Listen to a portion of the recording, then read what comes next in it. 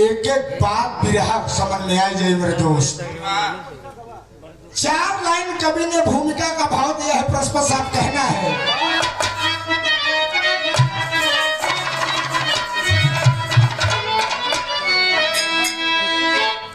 पहले कार मोटर अगर होती जहां में, मासी तला न करती गधे की सवारी। फायर ब्रिगेड अगर होता दशानन के, हनुमान लंका को सकते न जारी। गोपियों के पास अगर होती मोबाइल, अरे कन्हैया के बिरह में ना तड़पती सखी सारी।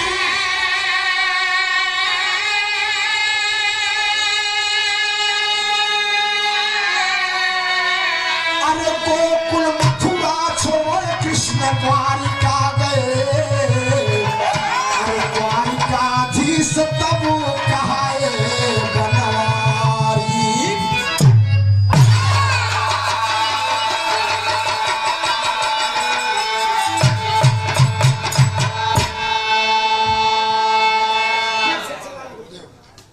पहले कार मोटर अगर होती जहां में, मां शीतला न करती गधे की सवारी। बिरहा सुने वाले पंचों, अगर पहले कार मोटर हो तो माई शीतला गधा थोड़ा बैठती, और नौ टाटा सफारी बैठ के जहां। फायर ब्रिगेड अगर होता दशानन के, हनुमान लंका को सकते न जारी। अगर फायर ब्रिगेड रावण को तो लंका जलावे पोते हनुमान। अब गोपियों के पास अगर होती मोबाइल, हाँ राम पूजन भाभी के लगे तू रोज फोन करत है, हाँ वीडियो कॉल। और अगर गोपियन के पास मोबाइल हो तो कन्हैया वीडियो कॉल बात कर लेते तो कम जरूरत ही नहीं। मेरे दोस्त देखिए, घमंड इधर से प्रस्तुत है, गौर करिएगा, बड़ी रोचक कहानी है। एक लाइन गजल का अंदाज लगत साहब।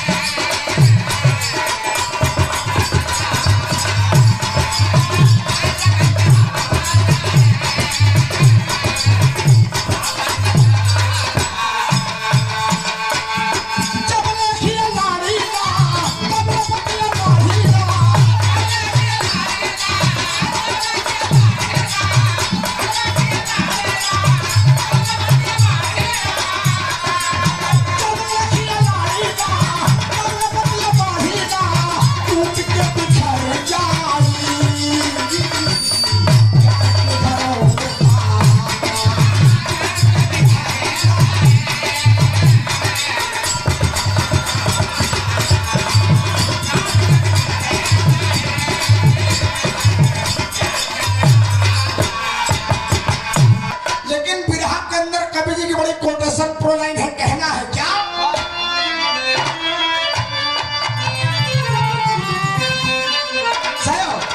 अरे ऐसे कैसे बिसराई, अरे ऐसे कैसे बिसराई, याद रहे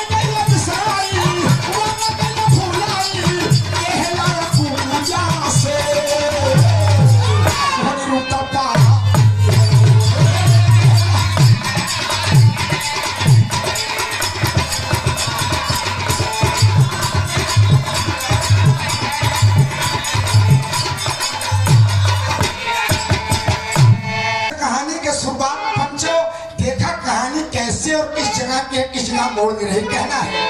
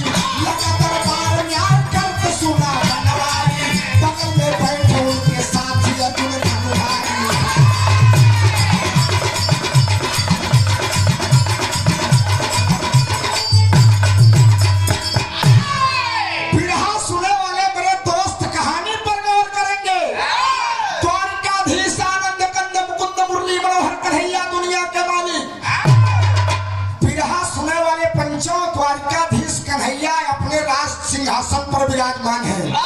कन्हैया भगवान का एक वसूल है कि द्वारिका की जितनी प्रजा है मेरे दोस्त, अगर दुख तकलीफ झगड़ा लड़ाई न्याय के लिए कन्हैया के दरबार में जाते हैं और कन्हैया भगवान सबके बारी बारी से बैठाए के सबके न्याय करत ही। और कन्हैया भगवान के बगल मेरे दोस्त उनके सखा अर्जुन बैठे हैं। एक बात जान लगा, जो प्रधानमंत्री प्यारो हो जाए वो अपने आप प्रधानमंत्री से कम नहीं समझे। तब कन्हैया भगवान बगलिया अर्जुन बैठा है, कन्हैया सबका न्याय करत है मेरे दोस्त। इतने में एक घटना घटती है, गौर करिएगा। एक बूढ़ा ब्राह्मण है, एक बूढ़ा ब्राह्मण शरीर जर्जर हो चुकी है, हाथ में डंडा लिए और अपने मरे हुए बेटे की लाश लेकर डगर डगर करता कन्हैया भगवान के दरबार की ओर चला रहा है। द्वारपाल ने रोक दिया, गिरे बूढ़े ब्राह्मण, तुम कहां बीच दरबार में घुसे चले जा रहे हो? बूढ़े ब्राह्मण ने बिरहा सुने वाले मेरे दोस्त कहता है कि द्वारपाल, मैं अपने मरे हुए बेटे की लाश लेकर कन्हैया भगवान के पास न्याय कराने जा रहा हूं।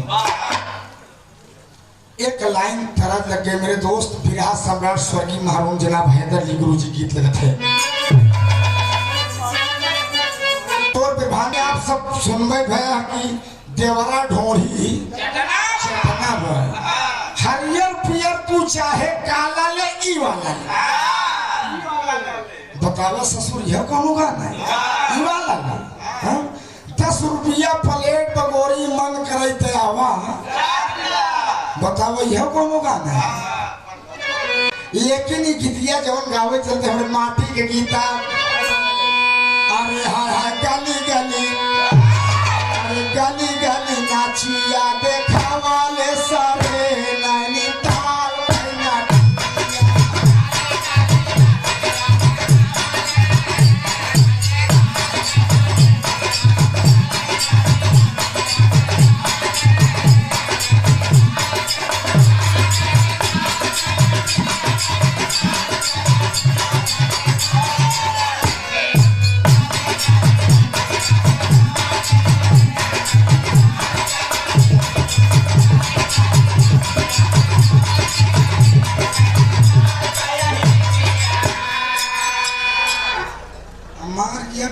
बुद्धि में काम करे। पाल कन्हैया भगवान के लगेगा भगवान, आपके दरवाजे पर एक बूढ़ा ब्राह्मण अपने मरे हुए बेटे की लाश लेकर न्याय करवाने लिए आया है। कन्हैया सब न्याय में लपटियाना है, कहीं मुंह बुला लिए वो मुंह का न्याय हुई। अरे द्वारपाल, हाँ हाँ हाँ द्वारपाल, अरे द्वारपाल खबर जाना वाले साहो द्वारे रोए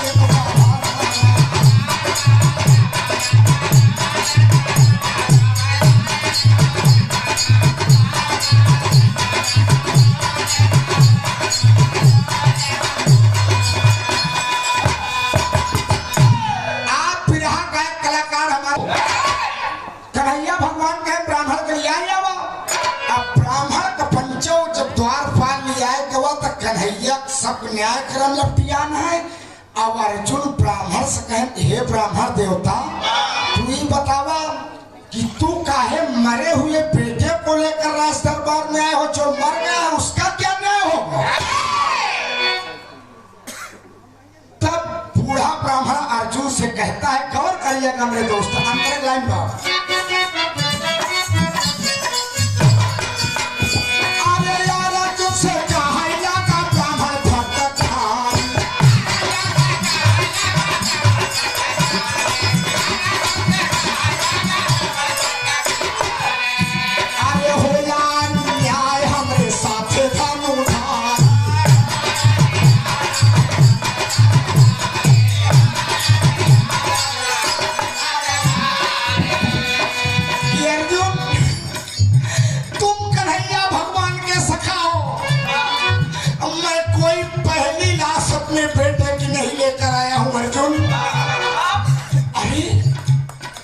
ब्राह्मण देवता तुम कैसरी लाश लेकर आए हो? अरे नवई लाश, नवई लाश, नवई लाश लेके हम आया वाले हो।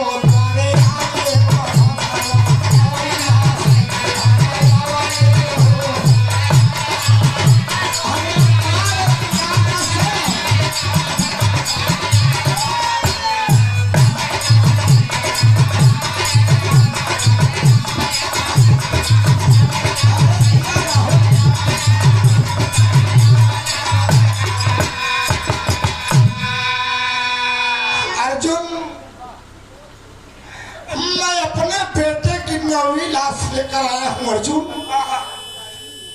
अरे पगले,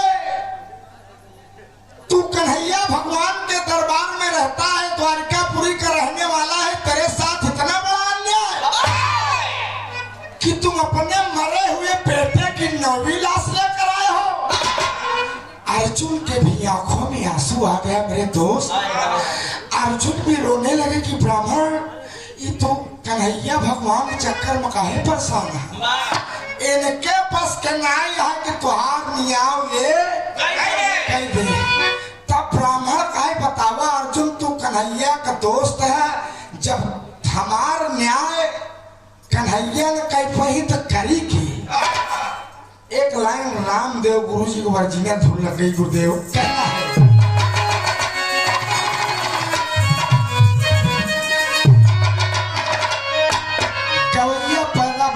दोस्त लेकिन क्यों रामदेव यादव में पाई। गायन का मुस्लिम भाई इस गीत पर गौर करेंगे। रमजान का पवित्र महीना चल रहा है, गौर करिएगा। अरे जब जब आवेला, अरे जब जब आवेला, अरे हज के महीना, अरे जब जब आवेला, अरे हज के महीना, जिया राम राम, अरे जिया राम राम, उड़ी उड़ी जाला मदीना, जिया राम राम, उड़ी उड़ी जाला मदीना।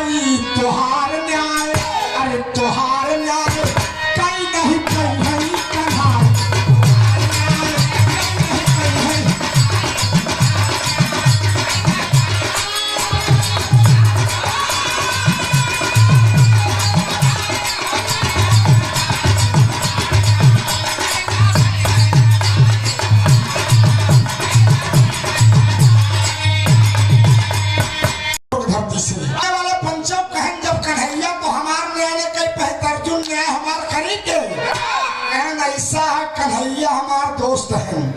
ए वृंदावन में बिटहिनी नचावन, सखियन का मटकी फोड़ दे, चीर चुराए ले, कर काम यही पे नियाव आओ कही कहन, तब कहन तुहार नियाव हम करब। अंतरा लगाएंगे पसा।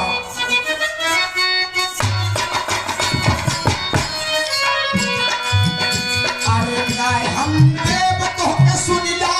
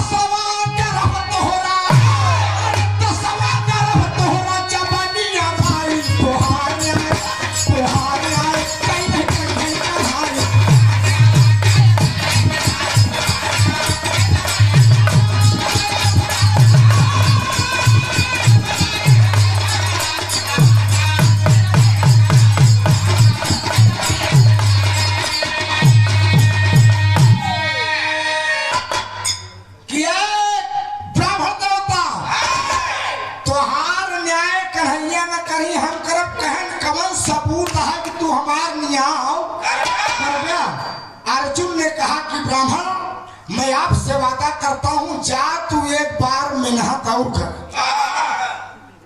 कहे मतलब कहें जा जब तुम्हारे पत्नी के पेट में अंश आएगा जब 10वां गर्भ नियरा जाएगा तू हस्तिनापुर चला आया और जोर जोर से हमार गुहार लगाया कि अर्जुन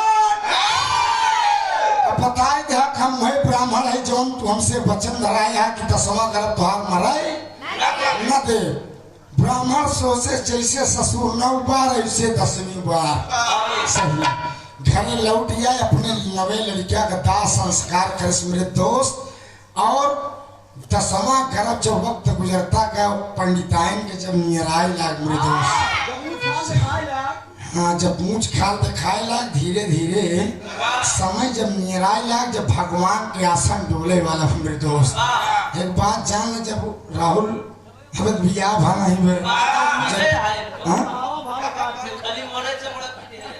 मरा चमड़ा नहीं पीटता है यार सब ठीक है। आहिर एक लड़कियां खाए पिए एकदम बुलंद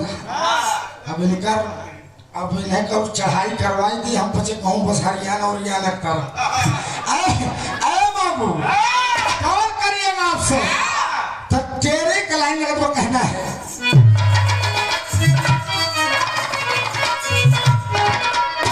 अरे राम गरीबी आपन झाड़ाई न खराब। अरे राम गरीबी आपन झाड़ाई न खराब। अरे नौ लाल मरे किस्मत पे आंसू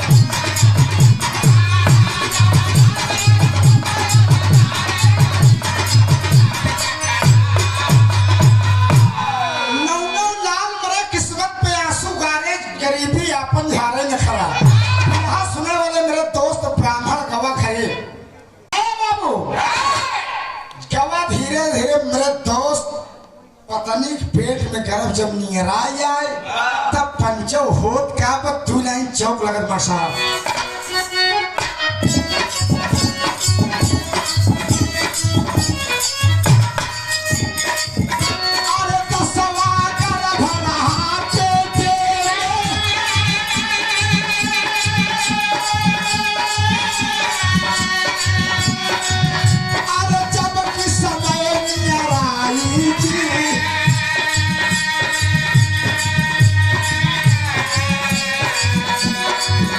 अरे हस्तिनापुर से भी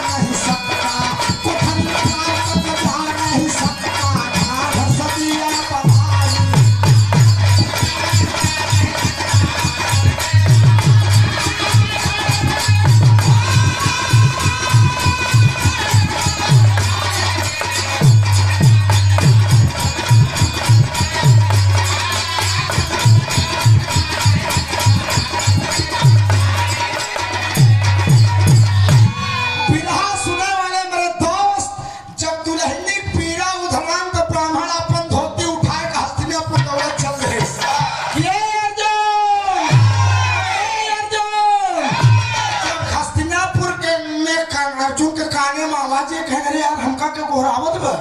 अर्जुन गांडीव धनुष बाण ले निकल कर का बात है कहन हम वही ब्राह्मण है जौन कन्हैया भगवान के दरबार से तू हमका लौटाई दे कहा जा तुहार नौ बेटवा मर गए ठीक बा लेकिन दसवा हम ना मरे दे। तब कहन हमरे दुल्हनी पीड़ा उधरान में तू जल्दी हमरे घरे चला कर दसवा कर अर्जुन मर जाए तो तू कहे आ कि हम अपन प्राण त्याग दे। अर्जुन याद पाए तो के अर्जुन के घमंड रह यार कि हमरे धनुष में टनकार वैसे सब बाण है कि हम काल कोठरी घेर देव कालो ससुर ने प्रवेश कर पाए। जल्दी से बाबूजी अर्जुन धनुष बाण हम भागत भागत आए द्वारिकापुरी में ब्राह्मण घर पहुंचे। ब्राह्मण से कहनी बताओ तुहार दुल्हन कहाँ बा। ब्राह्मण कहा तू हमरे दुल्हनी कहे पूछा था कहनी यार पूछा था दुल्हनिया बा कहा कहन कहे तू ही लड़कियों पैदा करोगे कहा कहे नहीं नहीं नहीं लड़कियों नहीं यार बतावा कौने कोठरी में तुहार दुल्हन बा। बाबूजी ब्राह्मण लिया सबसे लास्ट कोठरी सताई कोठरी में एकदम अन्यारा रहा कहन बस ई कोठरी में हमार दुल्हन बिरहा सुने वाले पंचों अर्जुन अपन गांडीव धनुष उठाए और बाण से कोठरी के चारों तरफ से एकदम घेर दिए। जब कोठरी के चारों तरफ से घेर दे बाद ब्राह्मण कहना वो चली दुआरे कहन मौका होई कहन जब तोहरे दुल्हनी की लड़कियां पैदा हुई तो लड़कियां का रोवे की आवाज सुनाई दे। जब रोवे की आवाज दोनों जने सुनाई दे तब जान जाए तोहरे दुल्हनी की सकुशल लड़कियां हो गया। तब जब लड़कियां रोवे लगी तो कम से कम आधा घंटा 15-20 मिनट बाद दोनों जने अंदर आओ जौने तुहार औरत प्रसव पीड़ा से निवृत्त हो चुकी है।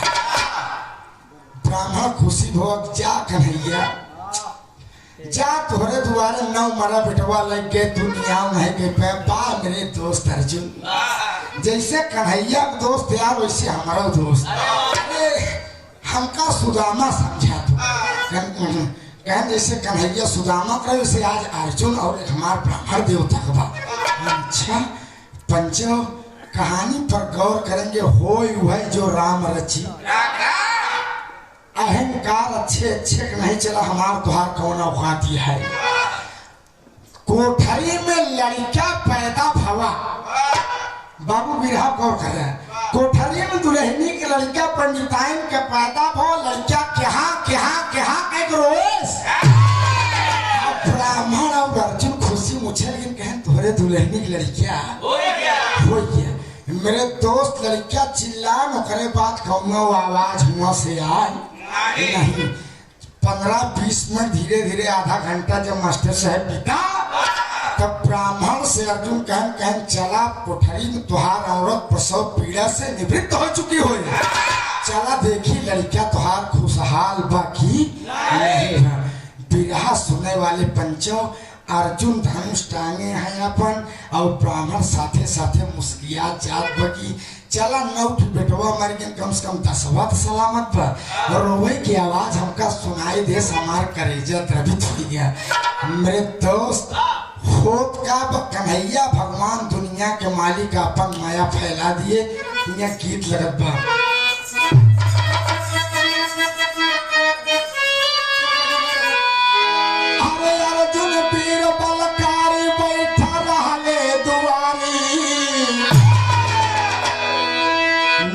हमरे उस्ताद को ओरिजिनल धोना जान ले अरे कहना है अर्जुन पीर बलकारी बैठा रहले दुआरी हमारी के ललना होई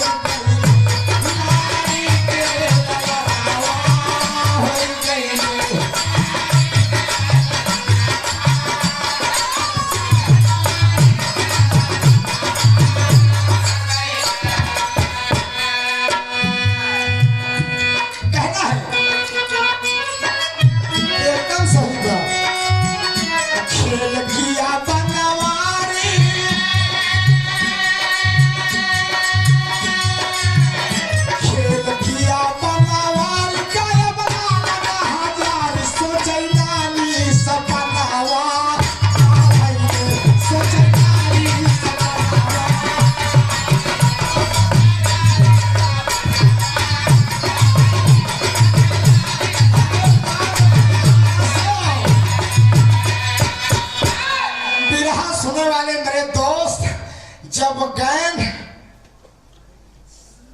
अच्छा आप डॉक्टर जब गए न अपने धनुष को उठा लिया अर्जुन बाण जोन घेरे रहे चारों तरफ से हटाए जब हटाए के देखा है तो पंडिताएं नहीं मास्टर साहब कोठरी में बेहोश पड़ी है और लड़कियां हुआ नहीं अर्जुन और ब्राह्मण अवाक हो गए।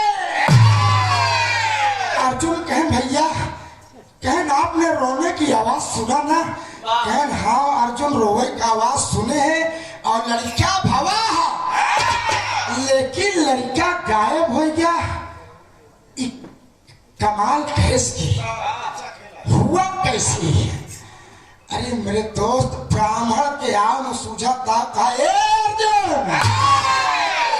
हम कन्हैया खिया न्याय मांगे गए तू कहा कि न्याय कन्हैया ना दे पहले न्याय हम दे हमार बेटवा तू हमका दे ये हमार न्याय नहीं हमारे सामने तू तड़प के मारा कहना मास्टर भाई भाव अर्जुन सुना जब अर्जुन सुना जब गायब हो गई लाल कोनो चाल कई के लाला ना बन गई चाल कई के लाला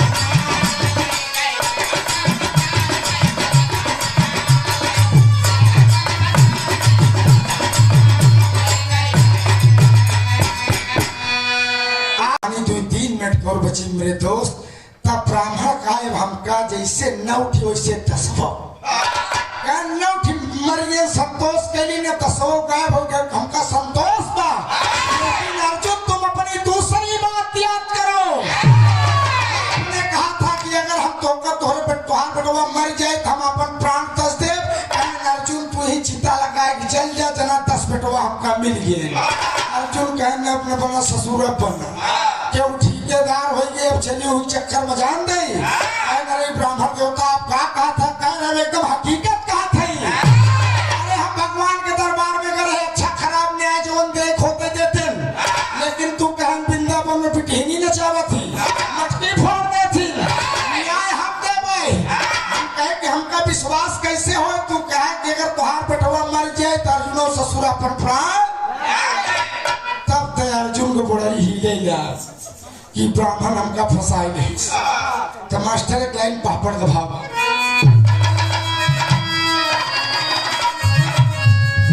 अरे अर्जुन से तब कहा लगा भगवा मनवा सोचा जिन अरे अर्जुन से तब कहा लगा भगवा मनवा सोचा जिन अरे तू सरबतिया याद करा बलवान मनवा सोचा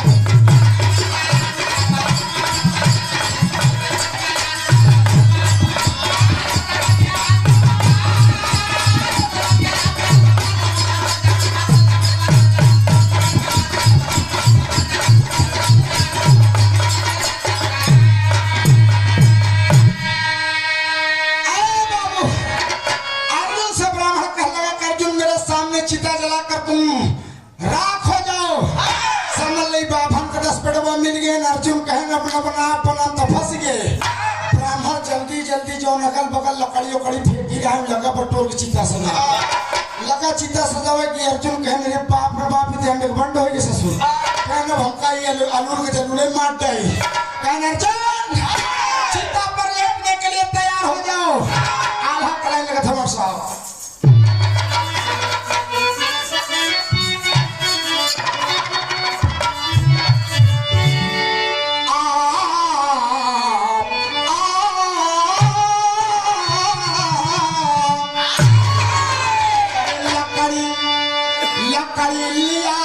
अर्जुन चितवा सजावले बाबू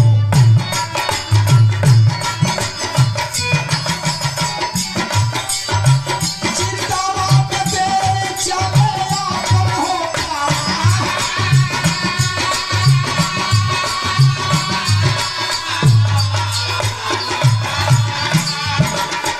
चितवा में कई बातें पहले ताली लगा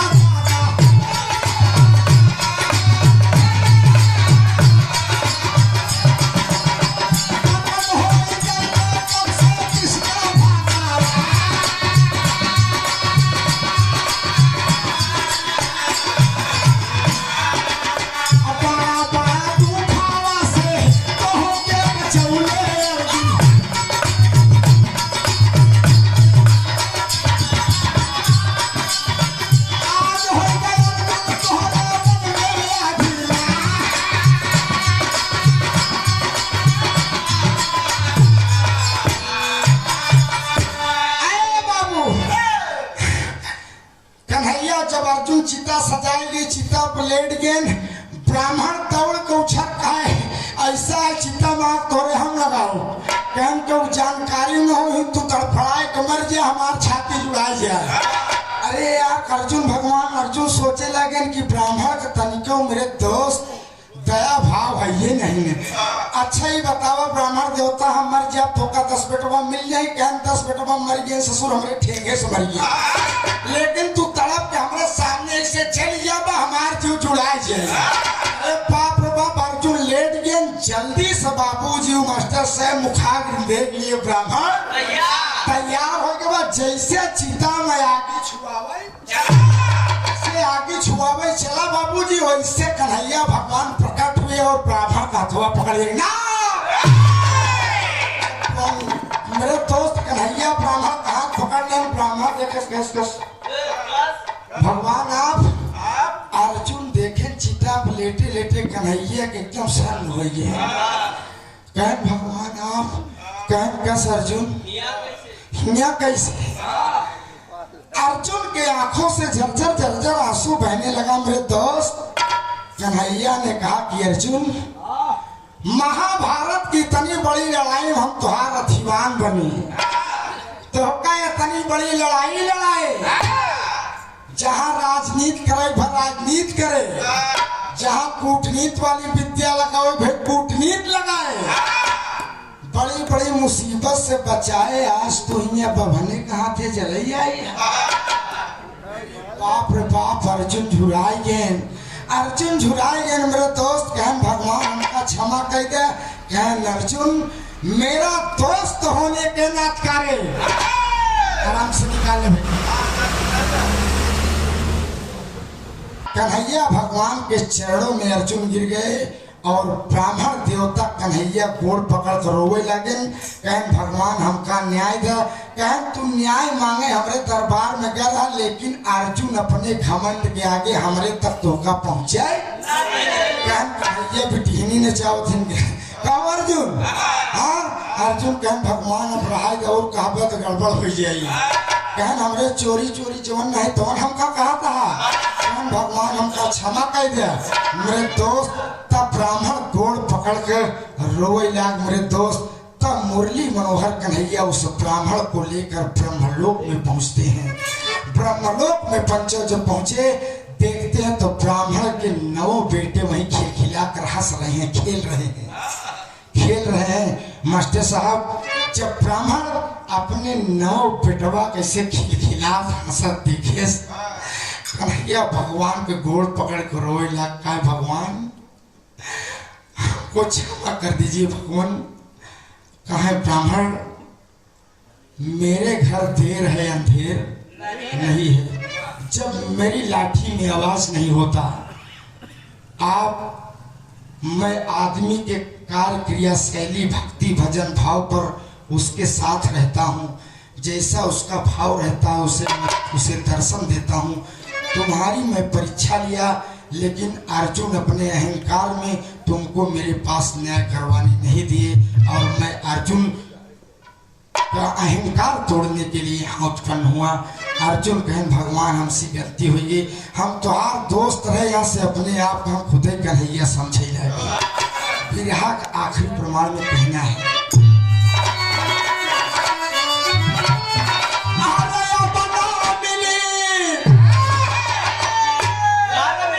इलाहाबाद वाला यार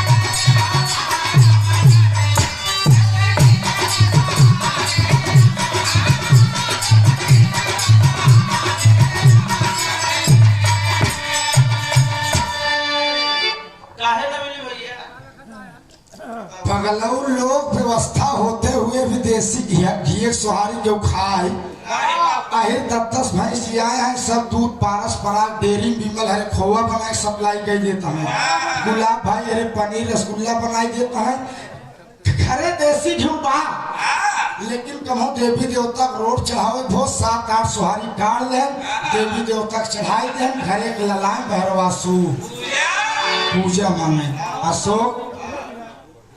हाँ तो क्या करवा राहुल पड़वा ससुर मर जाए तो दूधे मिले। हाँ लेकिन है बाबू कहना है अरे पूरा भवाए भैया पूरा भवाए बाबू पूरा भवा अरे ब्राह्मण देवता के सपना पूरा भवा।